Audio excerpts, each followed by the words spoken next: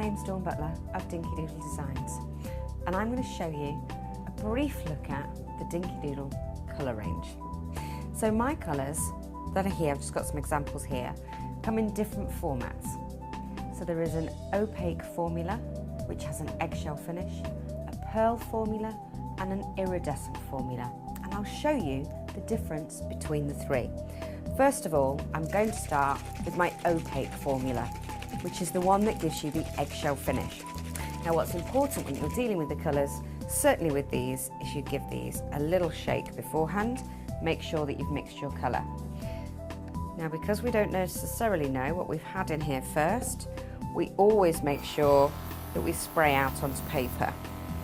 Now, whatever it is that I have had in here, it's decided to block my airbrush, so I'm just going to place that over here, give it a bit of a spray, and there comes through my colour. Okay, so I'm just going to spray one of my cupcakes in a yellow. Okay, so it's a full colour. You can see it's a full colour. We've changed our white sugar paste to a good flat yellow. Now it's wet at the moment, so it looks a little bit shiny, but when I come back to that in a moment, it'll be nice and dry. Okay, now because they're ethanol based, basically this ethanol will evaporate as it leaves the airbrush. So they go on really nicely, almost dry straight away, and actually you'll find that they've got a beautiful powder coat finish at the end, which allows us to do all sorts of things with it. Now I don't want the rest of my yellow, but as we know that my airbrush is clean, I can pop it back in the bottle, or I could just spray it into my cleaning station. So that was the yellow. Whilst I'm on the opaque colours, I'm also going to do one of those in red, and I'll show you why a little later on. So I've had yellow in my airbrush, but because I'm moving from light to dark, I can simply go from one to the other. But I'm going to spray first on my paper, watch my yellow disappear, look, and there's my red. Take my cupcake, and simply you'll see how quick and easy it is to spray it all over and turn your white cake into a nice shiny bright red. Okay, now again, that's wet at the moment. Can you see how it shines in the light? So it's just the last of the alcohol starting to dry, but you see the difference already between these two. So this is the one that we've just done that's still a little wet, and you see how matte this one is now going. So it dries very, very quickly. Let's just get rid of the rest of the red that's in there and give my airbrush a little wipe.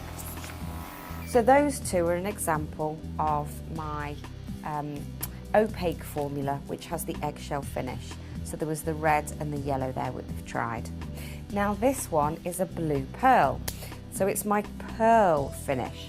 So loads of people say to me, well, what's that about? Well, it's a full colour, but it has the lustre to it. So it has all that glitter that you'd expect in a pearlised colour.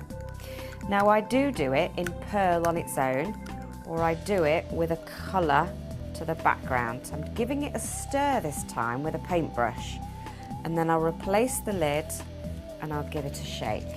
Okay, so this one that I've got in here is blue pearl. Now do you remember me saying that I'd also got one that was just pearl? And I've got a cupcake here that I've sprayed with that. So here was some white sugar paste, and I've turned it from a white cupcake, here's the difference, to something that's got a nice pearlised finish. Okay, now the pearl is very useful in the fact that if I spray it onto a black cupcake, you see how it also turns to silver. There's a separate tutorial on this colour alone, so it's really useful to watch that one. So I'll pop those two back. So I mentioned that I was going to do something with a blue pearl. Now, if we all remember back to our primary school days when we learnt about colours, we learnt that primary colours are just three colours, which is red, yellow and blue. Now if I were to spray blue on top of yellow with a water-based colour, what would happen to it? Yep, you got it right, it should turn green. So I'm going to show you how, because these colours overlay and they simply layer on a surface because of that ethanol base, it allows you to build different colours on top of each other without them mixing together. So in here I've got my blue pearl, which I've given a stir with a paintbrush. I'll give another little shake to make sure it's all mixed, and I'll pop it into my cup. Now what you should see is a full colour and loads of swirling lustre in there. Now we've had red in there and we've had yellow in there, so I'm going to spray through my red look, and now I've got a good shade of blue. I'm just going to use one of my little stencils. See, I'm very fortunate and have my own logo in a stencil. If I pick one of the smaller splats, place that down on the cupcake, this should, by rights, if we were using a water-based colour, turn green. I'll do another one before I lift and show you. See, I've also been able to move directly from one colour onto another colour. But as you can see quite clearly, we've got two very blue splats. So that wouldn't be able to happen if we did that with water-based colours. And can you see, if I move it in the light, how my blue pearl is very blue, but also has that pearlized glittery finish to it. So if you wanted to create a gold with your airbrush, you actually have two choices here with the Dinkydoodle paints. I do have a gold pearl, which, as you can see from this cupcake here, was a white iced cupcake which I've sprayed with my gold pearl. Now I think you'll agree it's a full colour gold with plenty of lustre. But your other option is to use one of my iridescent colours. Now my iridescent gold on white would simply look like a lustre. Very, very beautiful, but subtle for wedding cakes. If I were to use my gold on black, then I get a different colour again. You can see that it's gold, but it's actually based on a black cupcake. So depending on the type of gold that you want, depends on the type of paint that you would use. Gold pearl, full colour with lustre, or my iridescent range, which is simply the lustre with ethanol as the propellant. Okay, so already now we've covered my opaque paints and my pearl paints. Let's talk about my iridescents. So my iridescents, there's a separate tutorial on just how to use these. They are basically a lustre with the ethanol as a propellant. And again, when I put them on white, they have a gentle, subtle lustre, but when placed on black, this is my blue iridescent, they start to make that metallic shine. So if you want to see the full range of the iridescents, have a look at the separate tutorial. But whilst we're on colours, let's show you something else that's really useful from the Dinkydoodle paint range. Here's a little cupcake that I sprayed red, and I've put white spots on afterwards. I've also given it a coat of my Shell and Shine, so can you see how it shines in the light with the difference between this one that we sprayed a moment ago? Okay, so you can see how different that is. I'm going to show you how easy it is to add light colours onto dark colours, something again you can't do with water-based colours. Now we've had all sorts in my airbrush, so I'm just going to get a little bit of water and just spray it through. Now we've got some blue left in there, so I'm going to get rid of that in my cleaning station first. So if you're going from a light to a dark colour, you're fine to just add your next colour. If you want to go from a dark colour to a light colour, you're best to just spray through with water first.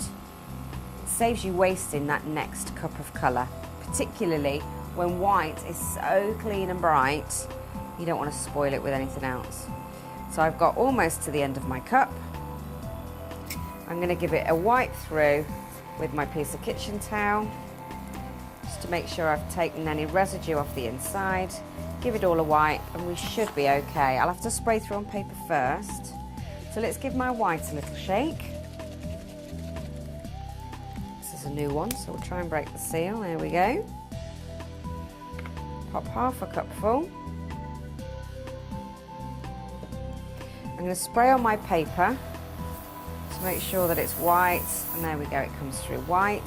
And here's one of my circle stencils. This is the smallest one in the range that I do. They come in a set of 3. This one's got pink all over it, but it's all right for what we need it for. And I'm simply going to place it on top of my cupcake. Now there's loads of people make the mistake of stenciling and just simply flooding it with colour because it's white. They want to get it really white. If you leave it still and flood it with colour, you'll bleed all of that colour underneath the stencil and it won't be very nice at all. So here's a little trick when doing white onto a darker colour in a stencil. Can you see I'm going round and round the garden? So I do round and round the garden until I've got my colour, and then I simply lift and remove. Can you see how sharp the edges are? So it's a nice clean stencil, and look, white directly onto red. I'll do it again for you. Round and round the garden and lift and remove. We'll do another one over here. Round and round the garden and remove. What I'm taking care to do is make sure that my stencil isn't touching any of the others that I've just done, just in case I decide to put a mark on it. I'm going to do half a circle here, just over the edge of the cupcake, and again round here, and again, and then I think one more. Okay, I can pop that away. See, there it is, as simple as that. Just being able to put white dots on top of a red cupcake makes this effect really, really simple. Now, can you imagine this on a fairy themed party where you've been asked to provide some cupcakes for the guests? How easy would it be to just simply spray everything red and then add your white spots? But we'll give it a finishing touch with my Shell and Shine spray. Now, this is an edible shellac, so an edible varnish. Comes in a great big whack-in spray can, will last you ages, many, many projects worth in here. So you've not got to run the risk of buying a smaller can, only managing to get half a cake and having to dash back out to the shops to finish off your project. So all I simply do is give it a shake first. You want to stay about 20 centimetres away from your project and spray in a circular motion until it's all covered. Now you can see at the moment that's wet. It'll only take 2 or 3 minutes to dry, and once it is, you're ready to go. Now you can leave it with just one coat, that's what this has got on it, or you can add further and further and further coats depending on the type of sheen that you'd like. Now the more coats you add, the shinier it becomes. And when you've finished, you can actually end up with creating a shell, just like the sort of chocolates that you'd see on the high streets, with that crisp coaty shell on the top. So it makes a really nice finish. So you could try that on your cake pops if you wanted to. But there you go, simple projects with the Dinkydoodle paint range. Go on, I know you want to, get started.